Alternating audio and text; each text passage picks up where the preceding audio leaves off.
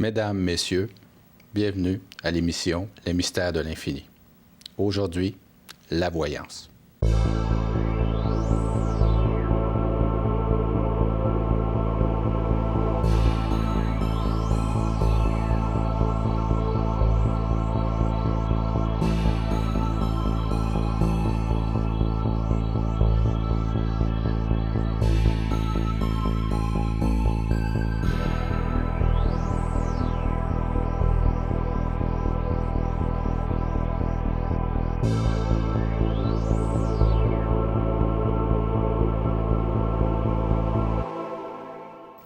Mesdames, Messieurs, il y a une vingtaine d'années, j'animais une émission, La science de l'être, et mon invité était M. Normand Pinard, qui avait, lors d'une émission, fait une série de prédictions pour la société sur divers sujets.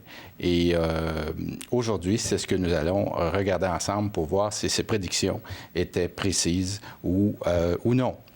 Mais d'emblée de jeu, je suis obligé de dire qu'après quelques recherches, on s'est rendu compte que la justesse des prédictions de M. Normand Pinard était assez extraordinaire et même moi, je lui accorde une note de 10 sur 10, même s'il en avait fait plus que 10.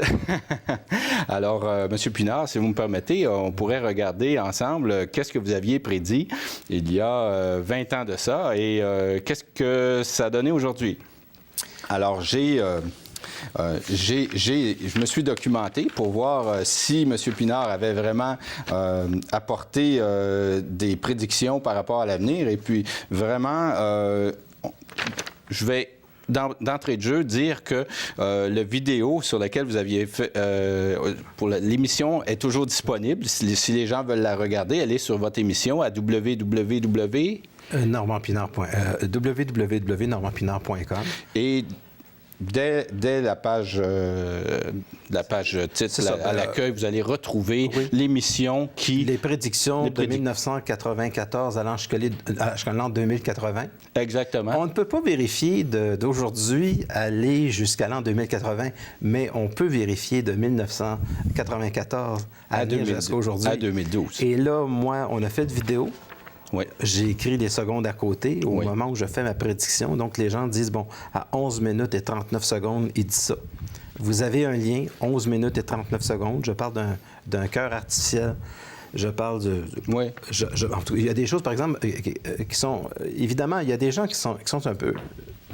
Comment est-ce que je pourrais dire? Il y a des gens qui prennent l'expression qui sont joueurs de hockey, ça les a fiberglassés. Je pense que c'est Yvan Martineau qui m'avait dit ça. Quand il regardait mes prédictions pour la voyance du Canadien. Ah oui!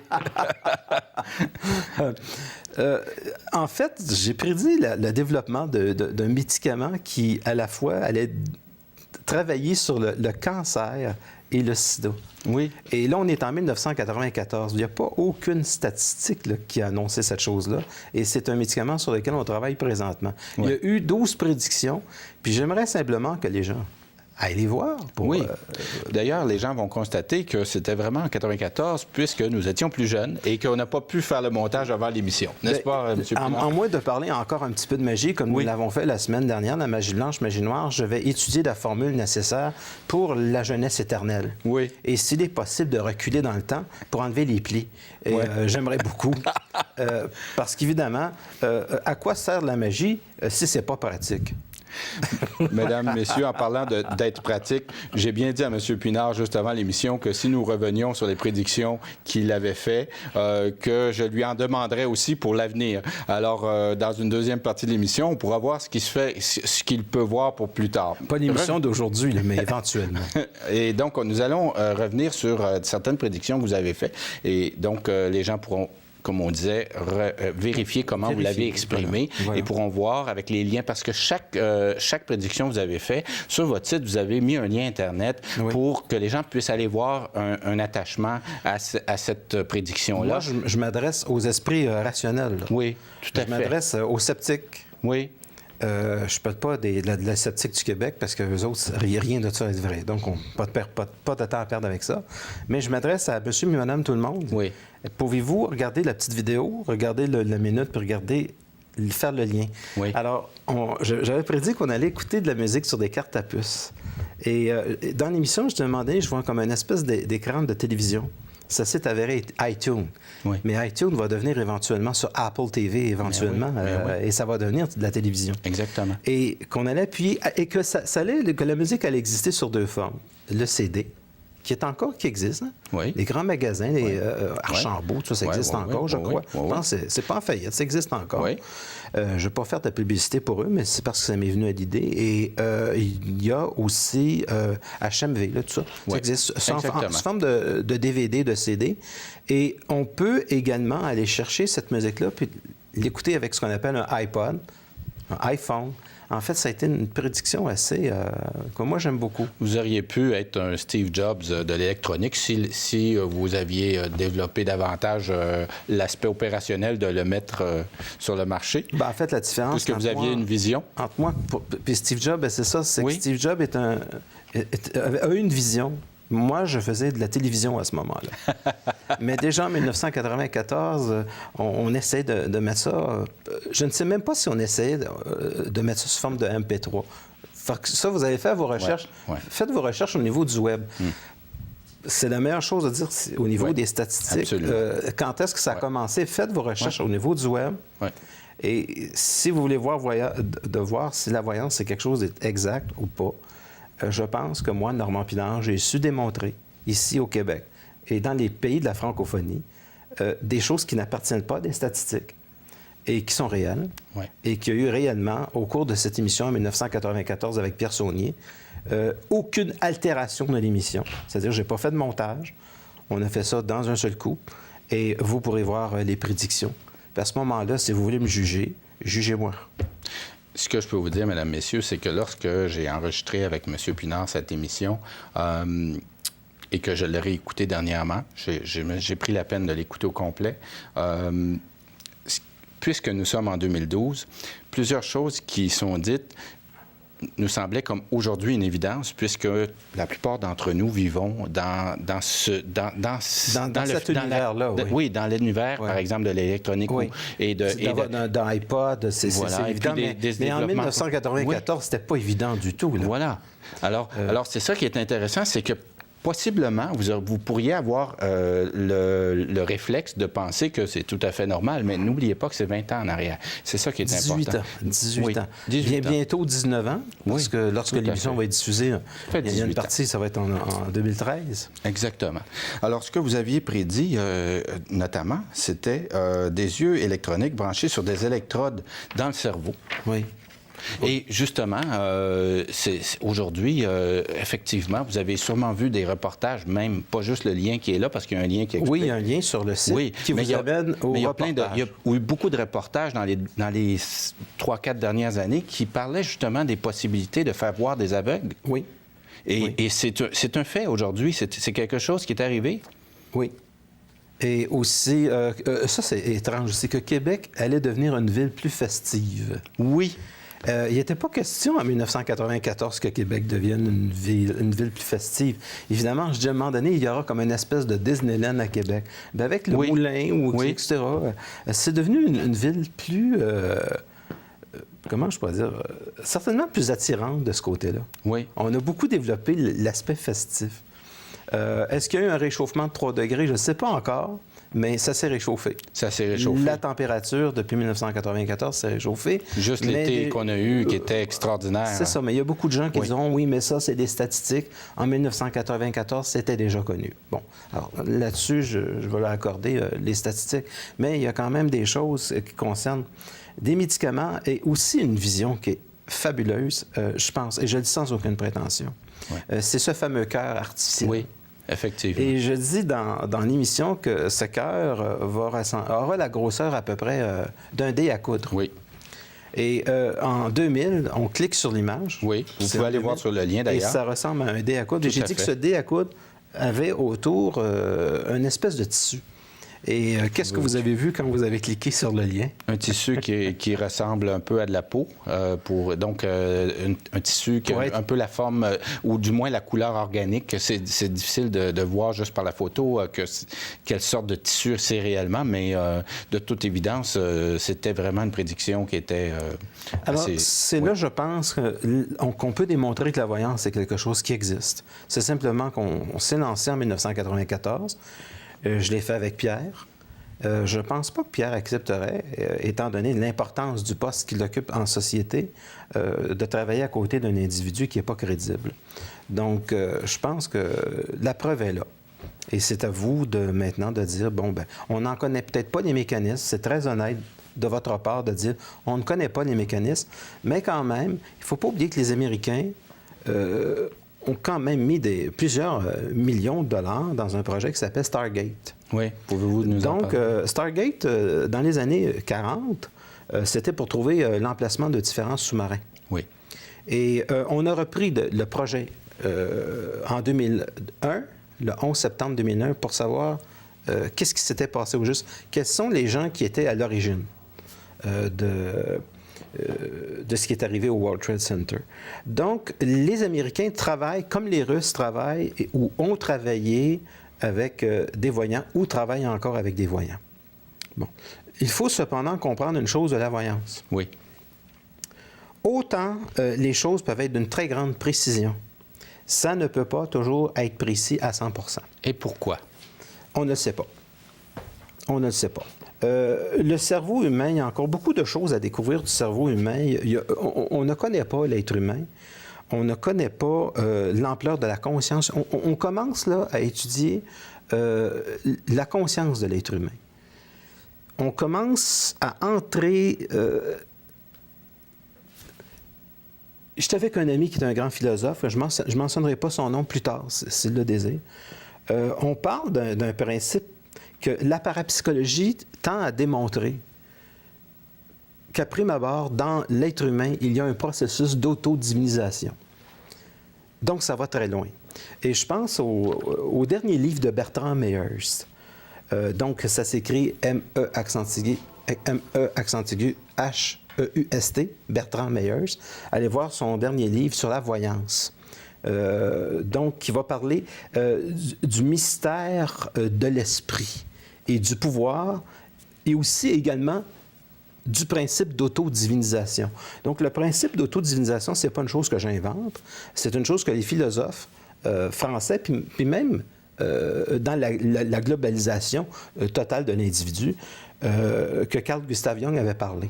C'est-à-dire que dans l'inconscient même de l'individu résident des forces qui sont absolument infinies.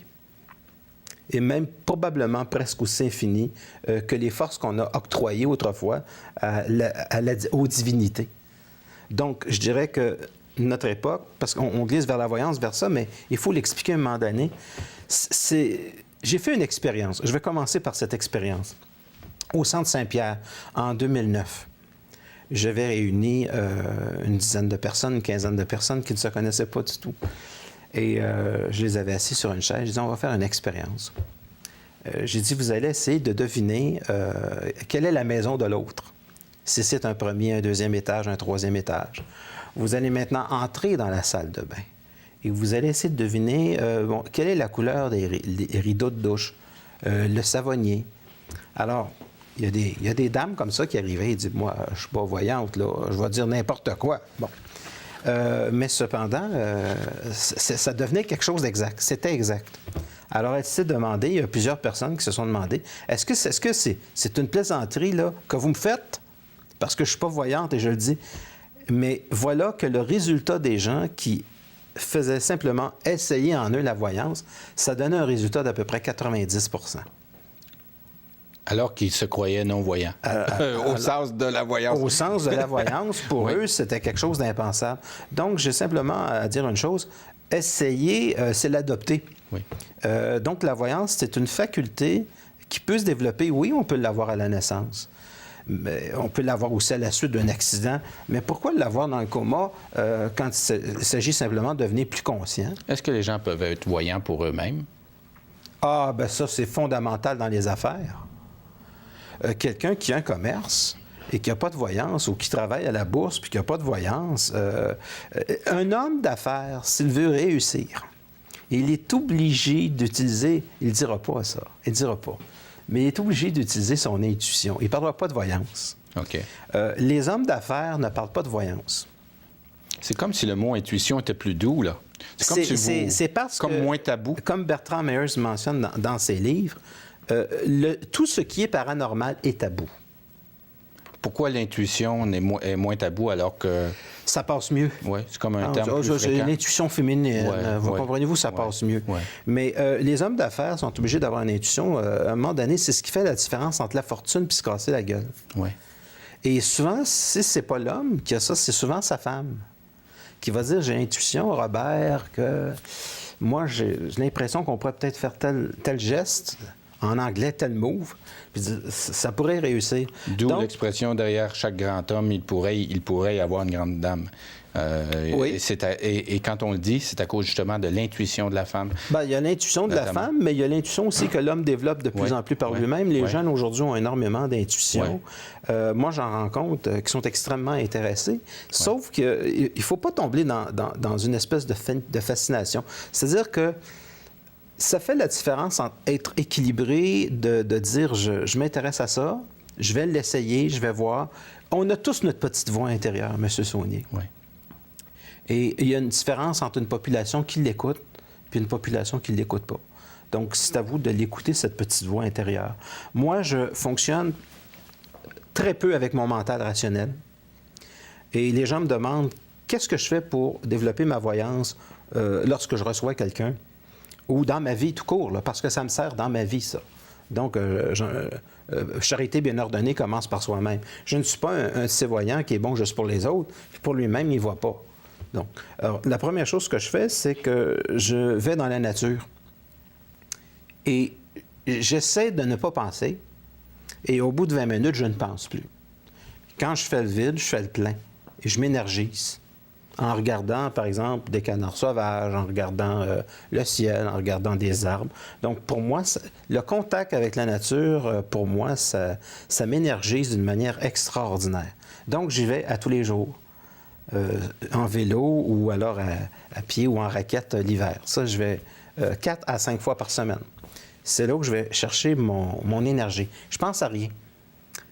Mais on est toujours, en fait, quand on ne pense à rien, on fait le plein de sa sérénité.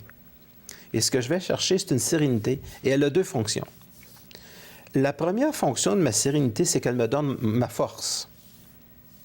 Et la deuxième chose que me donne cette sérénité-là, c'est la faculté de la voyance. C'est-à-dire d'être précis. Quand je vais recevoir mon client, d'être capable de lui dire, il va se passer ça, ça, ça, ça, ça. Mais il y a quelque chose d'extrêmement important que je veux dire aux gens. Vous avez dans votre futur des probabilités. Et voici pourquoi la voyance, il y a beaucoup de probabilités dans le domaine de la voyance. Et quand je dis des probabilités, c'est qu'il y a plusieurs avenues possibles. Vous allez me dire, oui, mais s'il y a plusieurs avenues possibles, puis que vous faites de la voyance, ça veut dire que c'est pas ça nécessairement qui va arriver, donc il peut arriver n'importe quoi. Mais l'important, c'est qu'il arrive la meilleure chose. Donc, c'est extrêmement important de travailler sa psychologie, puis de s'aimer. Parce que c'est comme la semaine passée, quand on a parlé de magie, c'est parce que la relation qu'un être humain établit avec lui-même fait arriver les événements au-delà de l'espace et du temps. Donc, c'est clair et net que je suis porté dans ma voyance, même si on ne me le demande pas, je suis porté à dire, si tu changes telle chose, tu vas faire arriver le phénomène plus rapidement. Donc, il y a des choses que je vais voir au niveau de la temporalité qui va prendre, par exemple, 1 an, 2 ans. Puis j'ai dit, si tu changes ça dans ton comportement, dans 2 mois, c'est réglé. Alors, on a du pouvoir. Parce que juste faire de la voyance pour de la voyance avec du tarot, dire, bon, il va arriver ça, tu vas rencontrer quelqu'un, etc., bon, il va arriver tel mois. l'important, c'est pas de savoir si on rencontre quelqu'un, mais est-ce que c'est la bonne personne? Pourquoi c'est la bonne personne? Est-ce que c'est une personne avec laquelle on va être bien? Est-ce que c'est une personne qui va nous rendre malheureux? Donc, c'est pas juste l'importance de rencontrer quelqu'un, c'est qui je rencontre. Puis pour savoir qui je rencontre, c'est qui je suis. Quelle relation que j'établis en moi-même? Qui suis-je? Et ça, c'est une très grande phrase. Oui. Qui suis-je? Parce que c'est pas évident. Alors, la voyance, c'est voir des probabilités, mais en même temps, je fais plus que ça. Puis, quand les gens m'envoient du courriel, c'est toujours pour me dire merci d'avoir changé ma vie. Mais la réalité, c'est eux qui changent leur vie. C'est eux qui changent leur vie parce que je leur ai montré quelque chose avec lequel il y avait assez d'ouverture d'esprit pour dire c'est intéressant, ça. Oui. Donc, j'aime beaucoup travailler de la dimension psychologique, mais s'il y a des gens qui me disent « Moi, je ne veux pas travailler avec la dimension psychologique, ça ne m'intéresse pas », bien, je dirais mon premier feeling, et puis c'est toujours le client qui décide de ce côté-là.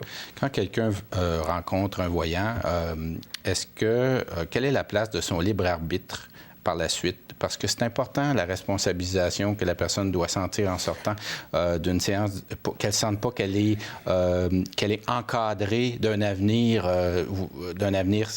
qui serait immuable, que le libre arbitre, s'il y a quelque chose qui ne fait pas son affaire, il faut qu'elle modifie quelque chose. Donc, qu'elle a encore le libre arbitre.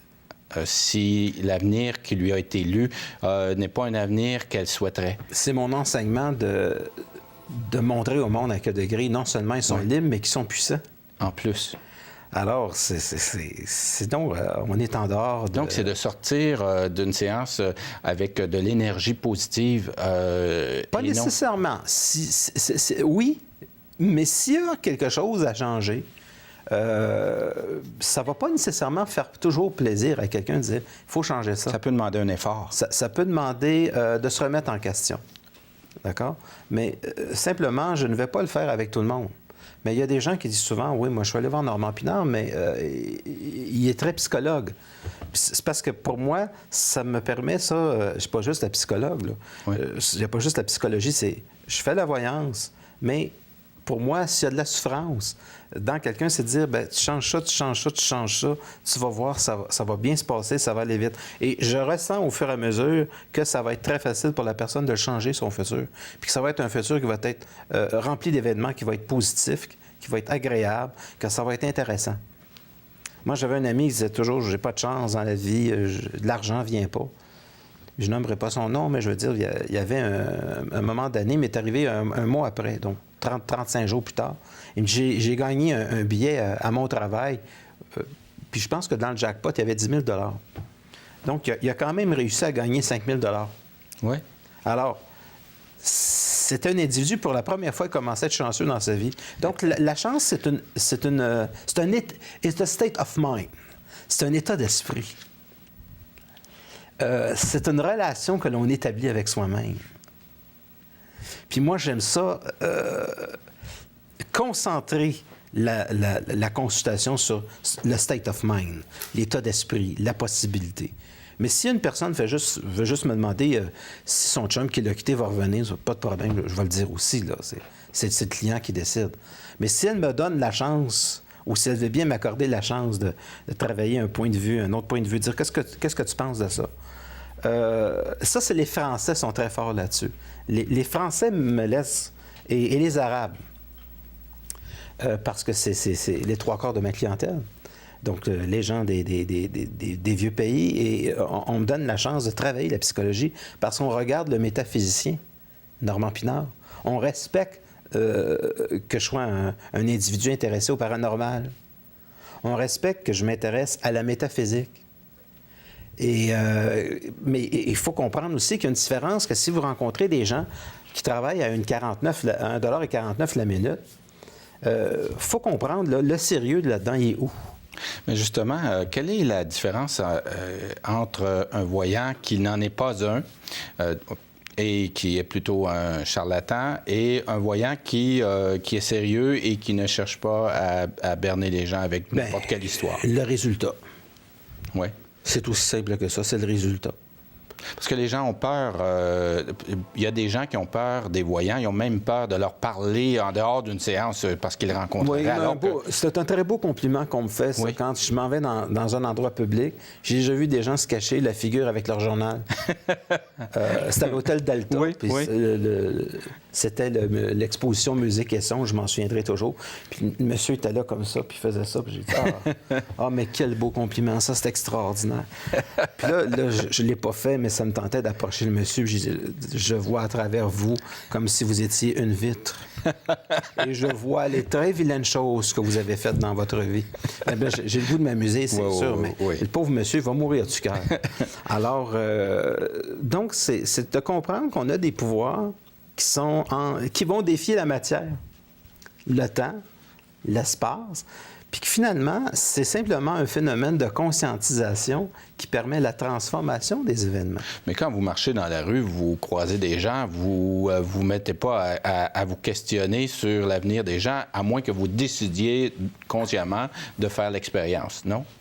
Moi, j'éteins tout. Oui. J'éteins. Parce que sinon, je deviendrais fou. Là.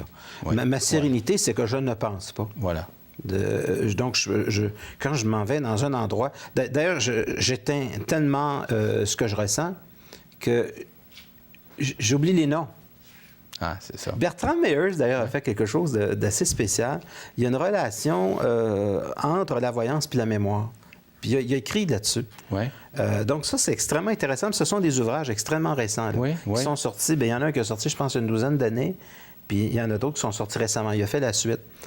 Donc, c'est un philosophe, c'est un sociologue français, Bertrand Meyers. Et donc, il y a une relation entre la mémoire et ces perceptions-là. Okay. Alors, on a vraiment à utiliser des scanners pour voir quelle partie du cerveau travaille quand on utilise le paranormal, comme quelle partie du cerveau travaille lorsqu'un enfant déplace un meuble dans une maison qu'on dit hantée, alors que c'est simplement un enfant qui est traumatisé, qui essaie d'exprimer ses émotions.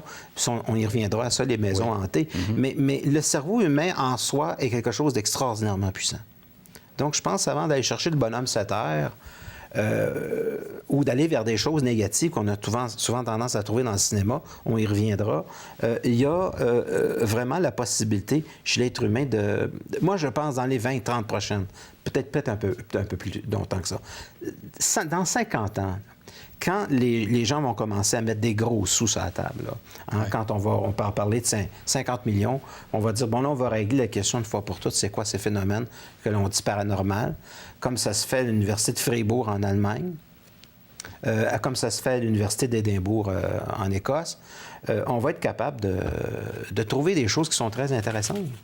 Donc, c'est la découverte de soi. C'est l'histoire de l'être humain qui est en jeu ici, de sa conscience, de sa pleine connaissance, et même, je dirais même, comme les philosophes français, certains philosophes français le mentionnent, son autodivinisation. C'est une bonne façon d'achever notre émission, l'autodivination. C'est être optimiste en tout cas. Exactement. Monsieur Pinard, vous pouvez rencontrer les gens qui le souhaitent pour des séances de consultation, de voyance. Oui. Et vous pouvez aussi vous faites aussi des soupers-conférences. Tous les 2 jeudis, je donne 2 jeudis par mois des conférences. Oui. Alors, ils peuvent retrouver les coordonnées sur votre site Web. Absolument. Vous avez aussi une page Facebook à votre nom que les gens peuvent aller voir? Oui, les gens vont voir les témoignages. Oui. Y a-tu été bon, le gars? Et puis, moi, j'efface rien. Bon.